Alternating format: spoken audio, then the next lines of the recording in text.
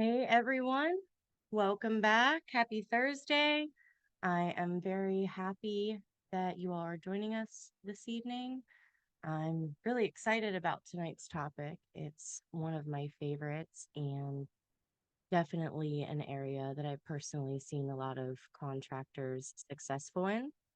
So, I wanted to talk a little bit today about how do you sell a new idea to the government, right?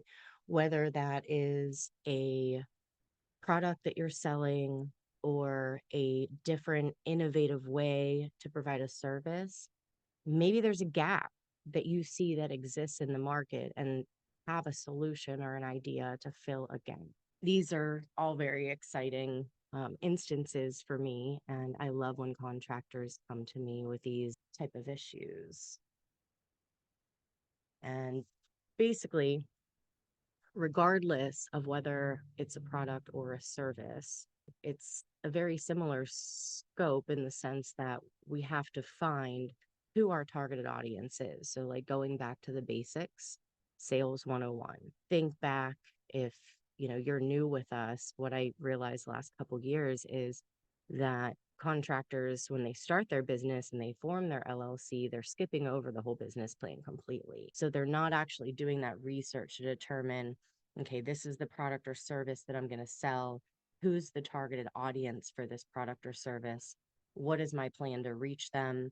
What's my intended results? And then with that comes revenue projections and, research, proof of concept, right? So typically, just the process in completing a business plan does expose you to starting to think about who a targeted audience would be for this product. And is there enough of that targeted audience to justify the investment, whether that be time, money, or resources, right? So that's just very basic, anything you're going to sell. Those are the steps that you kind of want to go through to justify, is this a viable idea? Now, the second layer to that is there might be more of a market, right? You could sell that commercially, you could sell it state, local, maybe education, maybe federal, but all of those instances, those are different types of buyers, right? So when we think about government contracting, we think about this one big entity that is the federal government, but there's so many different layers to federal government, right?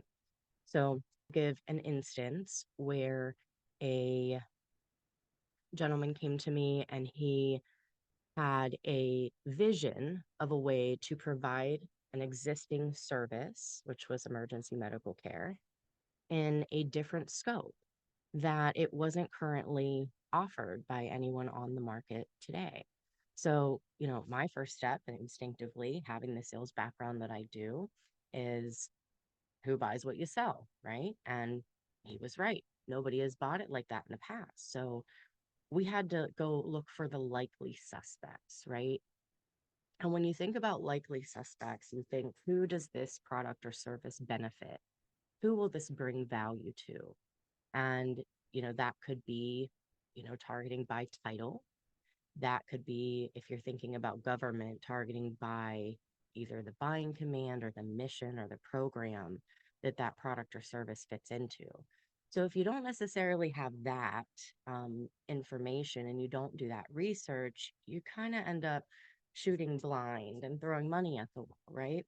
So because there won't be a whole lot of data for something that hasn't been purchased before, you can look for a comparable product or service. In this instance, it was who was responsible for disaster relief as it relates to a specific type of natural disaster. So we were able to trace that back to the particular agency that dealt, and no, it wasn't FEMA. Contrary to popular belief, it was not FEMA. And this gentleman proposed this idea, not even an official, unsolicited proposal process, a human conversation, like Natasha and I have here most Thursdays, a very human conversation, a thought exchange, right? And the individual that he was speaking to happened to be the small business person for that agency. That small business person then took it up the food chain, took it to the program manager, took it to the contracting officer. Because keep in mind, guys, procurement is a team effort. Your contracting officer is just the decision maker. they finalize the bid package, they're checking for errors, they're cross-referencing, the activity against the FAR, making sure that everything's in order, and then signing and awarding the contract, right? But they're not always the individual who is struggling with the pain points that your product or service meets. So when, that's one very good reason why a lot of times, you'll fire off emails to contracting officers and you won't get an answer. Or perhaps they'll introduce you to the small business liaison if they don't have 10,000 emails in their inbox that day. A lot of folks complain to me that COs or KOs are unresponsive, and it's not necessarily that they're unresponsive, it's just they're probably not the right person to receive you. This individual did get a meeting with the procurement team. They loved the idea, they loved what they had to say, and today I'm happy to say that he has a 5-year blanket purchase agreement with that particular agency for that service. And he's the only one providing it. So, but we did the research, right? He didn't just go emailing every agency under the sun with this new idea. He identified who his targeted market for it is, spent his time wisely, and it doesn't always happen. This is my disclaimer. It doesn't always happen that you get so fortunate on the first meeting, right? Sometimes it takes a few meetings. Sometimes depending on the time of year, and how you present your value, it may not connect with the other individual. And so if you don't understand what their pain points are and how your solution will meet their needs, you may miss an opportunity to uh, keep the process moving along. Now, from the product side is a little bit different because it has been admittedly longer than I care to admit since a small business has came to me with a new product idea. Now, we have the SBIR and the STTR, for technology transfer and whatnot, but I'm talking about an actual product, right? If you have a product that's not currently sold or have an idea for a product that's not currently sold on the market, there are typically steps, but a lot of folks struggle with, how do I know it's the right time? Because I've got to I got to figure out the specs. I've got to find a manufacturer. There's agreements to be drawn up. They might want a stake in it. So there's a lot of logistics in creating that new product. If you happen to have the relationships in the manufacturing space, that, tends to be a lot more in your favor, or if you happen to be a machine shop yourself. It does take an intricate knowledge to be able to identify where the gaps in the products exist. This isn't really something you can middleman, if you want to use that term, because if you're going to design a product specifically for the government, that is going to take a lot of time and research and talking to folks, essentially, to identify the gap that exists in the market, unless you're already an expert in that market and have the knowledge to know that it exists. But my favorite is, the organic sales process. I've got this idea. This is what it does. This is the gap. It currently fits in the market. Who's my customers? Who's my targeted market? As a data nerd, that's me all day. I love doing that type of research. I love, you know, even digging in the free databases, usaspending.gov, sam.gov, um, even fpds.gov. I'll take it back old school, DSBS even. There are ways to find companies, and good old fashioned Google, of course, manufacturers, for example. A lot of manufacturers that used to be registered for government contracting, some closed their doors, some got bought up by some of the larger companies. So it's a lot harder to find a machine shop these days than it used to be. So, they're kind of a hot commodity. And if you have a relationship with a machine shop or a manufacturer that has some unique capability, that could be the basis of a new product or a new idea that you then resell to government. Where I caution you would be is, if you are not sure that that product or service, for that matter, would be useful in government, talk to someone and get a proof of concept first. Make sure that, there's a reasonable market and a need that exists. And, that's one reason I always, try to urge new contractors into subcontracting, because there's something to be said for what you can learn from these prime contractors, even from the customers. of the contracts that you're working on. Where they play golf, for example, what other pain points exist outside of just that contract in the agency? What's keeping them up at night? And getting very good at active listening, and this is, honing in on our BD skills, getting very good at active listening. Over time, your brain will start to pick up on opportunities when you hear them. And it might take you going to the drawing board and building a team that can solve that problem, but if you're listening, that's where you get the intel, and have your ear to the ground way before anything ever hits the streets. So if there's a gap that exists and you happen to be privy to it, you definitely want to act fast, because if you don't think about it, someone else will. And I will say that tonight's topic, by the way, was stemmed from an audience question that we received. And this individual is a newcomer to the government contracting space and provides a product or service that no one else has or can offer, and wanted to know if they should work with state and local before federal. Is it necessary, and why or why not? So, in this respect, and I will say that I'm answering this way only because the information that was given to me is you have a new product and service that nobody else has it, that no one else can offer it. That leads me to say, don't limit yourself, right? Because if that pain point exists at the SLED and at the federal level, now, granted, it can be a lot easier to play in the SLED sandbox when you are a first time. It really does also depend on the product or service.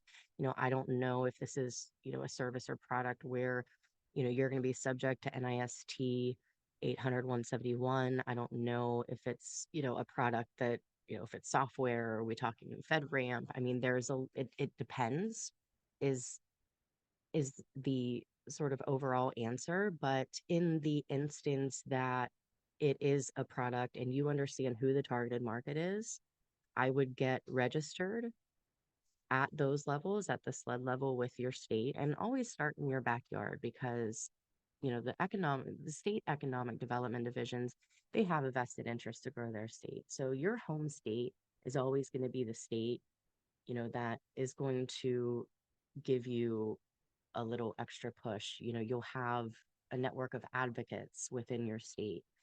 So I would definitely say don't exclude federal, but if you know that there's a pain point that exists and within the federal government, get to the human whose pain point is solved with your solution, and that will be your advocate, right? And a lot of folks think that it's a decision maker. Well, if the decision maker, the CO or the KO, does not have that pain point, they're not going to necessarily see the value in your product or service. But if that product or service is brought to them by the customer, the end user, and says, hey, I really need this. This is going to save me X amount of time. This is going to make us, 33% more productive. This is going to allow us to save X amount of dollars, just whatever that might be.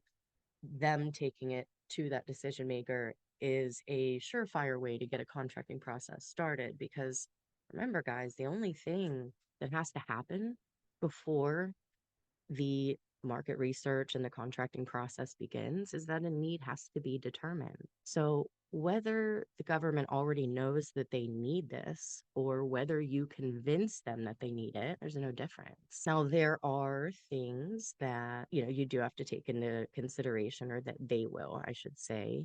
What's the dollar figure on this product? Because if you have a product that nobody else has, and if I'm the government, I can buy that product for under $10,000. I can swipe my procurement card. Why is that important? Because that's a micro purchase, and micro purchases, there's very little risk, right? $10,000 or under, there's minimal oversight on contracts like that, and they're able to take a risk on someone that's new for under $10,000.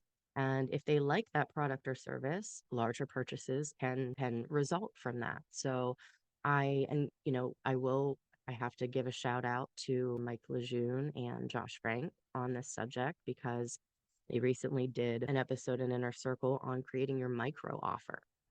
And I do work with a lot of service providers who, they provide us a service, and the way that they provide that service, the tab ends up being so expensive that it becomes difficult to be new in the space and get the government to take a risk on you when it is something that's already available, right?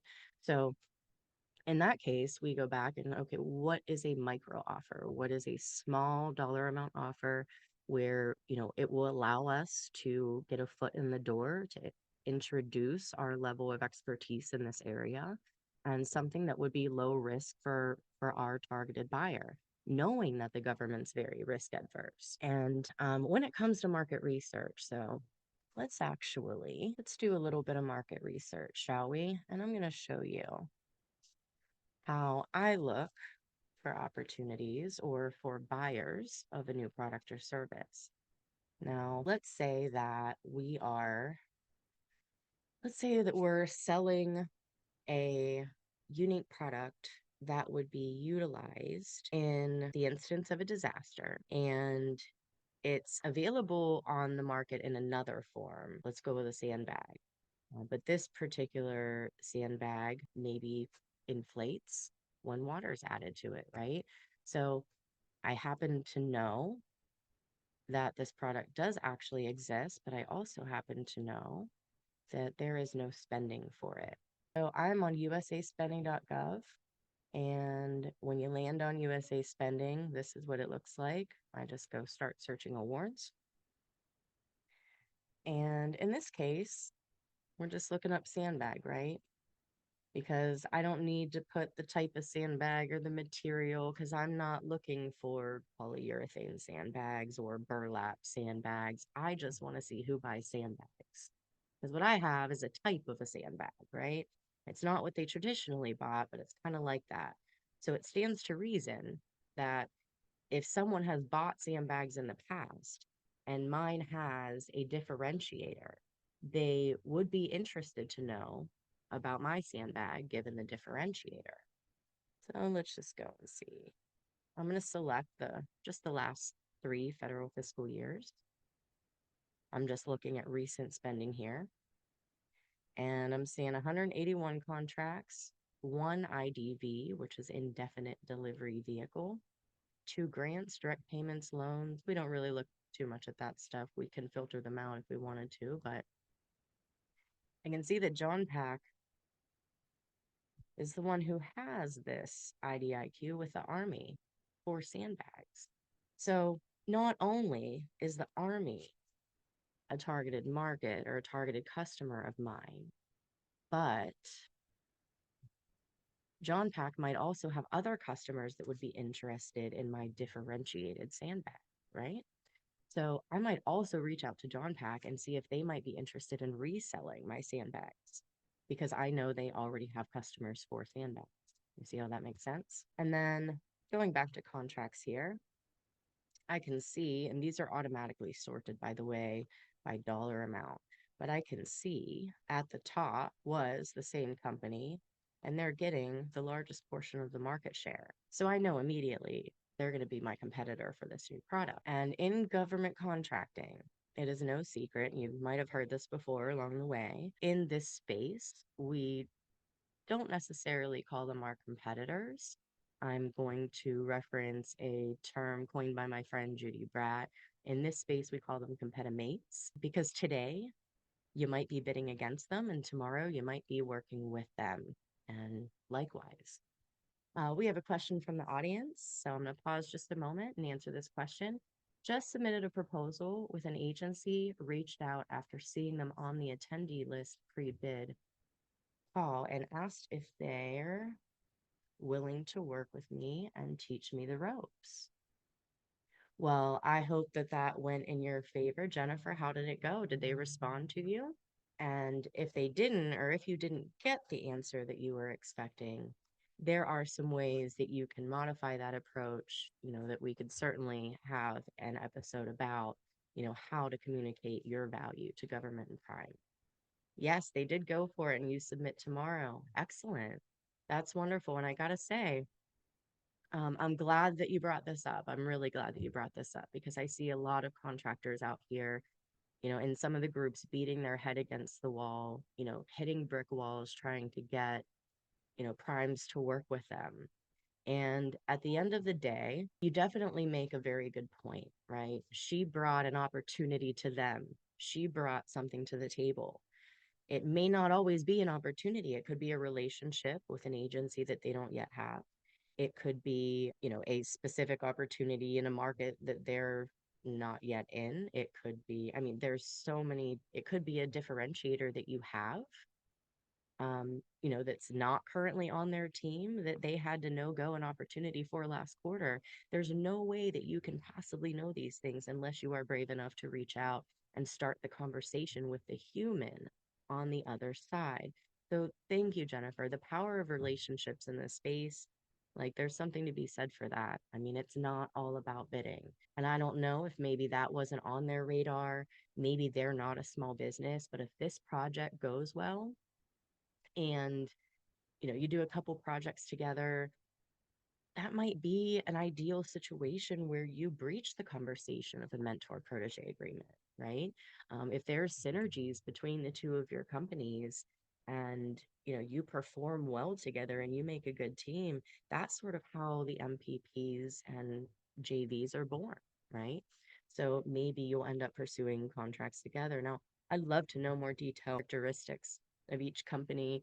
Was there a set aside strategy involved in that? That's sort of where my strategy brain, I'm a huge nerd when it comes to that stuff. But in the instance of these sandbags, going back to the sandbags, we've got bunker in sandbags, pilo boxes in sandbags. So what does that tell me immediately as I interpret this information and read it? Sandbags are often purchased in part of a whole. That makes sense. So there must be other suppliers that are supplying bunkers and sandbags, pilo boxes and sandbags. Those suppliers are also going to be my target. And let's go take a picture of who our targeted agencies are. Now, for this particular use case, I'm very surprised to not see FEMA on here, but we do have DoD, we have DOT, HHS, and GSA. And within those agencies, here are our sub-agencies.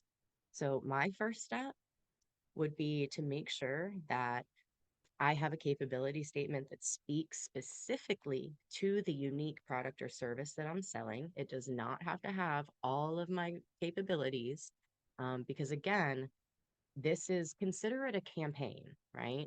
When we launch a new product or service or we do a marketing campaign, there's more than just a standard, you know, old image or a marketing slick that goes out. We create a marketing piece specifically for that product or service, right?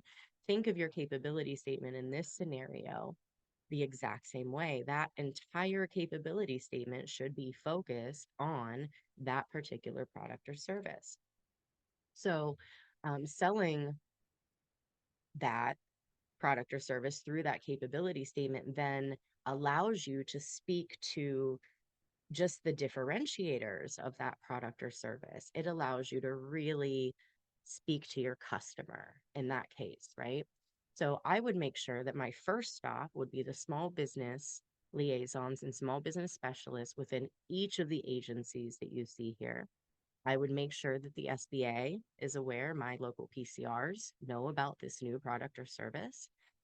Also, I would ask those small business specialists for introductions to the customers because I also want the customers to know about these products or services, right? Keeping in mind that the agency or command that awards the contract may or may not be the customer. So that's why I say that, you go to your liaison first and then, you ask for the customer. Could you track down the customer? Sure. You could download this report. You could identify the funding office. The funding office would be your customer. But I do find that it does make a lot bigger of an impact when you get a warm introduction from someone within the agency. Jennifer said it's for an innovation accelerator program. They've done accelerator programs, but not innovation and pitch contests. I've done innovation and pitch contests, but not accelerator programs. That sounds like a perfect match. Thank you for sharing that. Jennifer is saying that she has experience in the innovation and pitch contests, but the prime or the teaming partner did not. They had the experience in the accelerator program. So together, they were able to meet the need for that specific solution.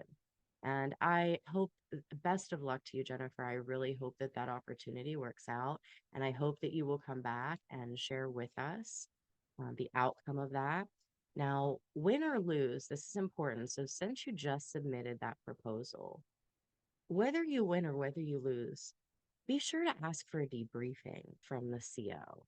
And, they don't always have to give it to you, like if it's a very small dollar amount, but the FAR states that if you ask, even though it doesn't, it doesn't need to be a formal meeting, they're supposed to provide you with some feedback, even just via email as to why you lost or won.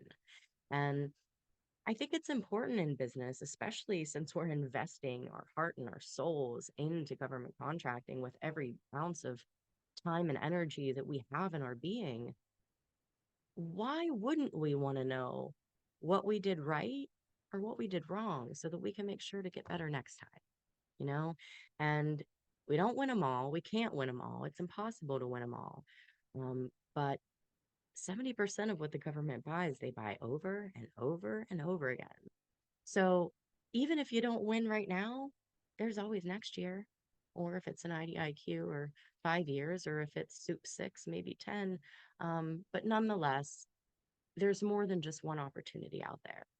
So thank you everyone for joining me this evening. You'll find the link to the form in the description section. You'll also find it in my Facebook group on, it's called Government Contracting Community, parentheses, GovConHacks. So please do find your way there, pop in and say hello, submit your questions, and we look forward to talking with you next week. Bye, everyone.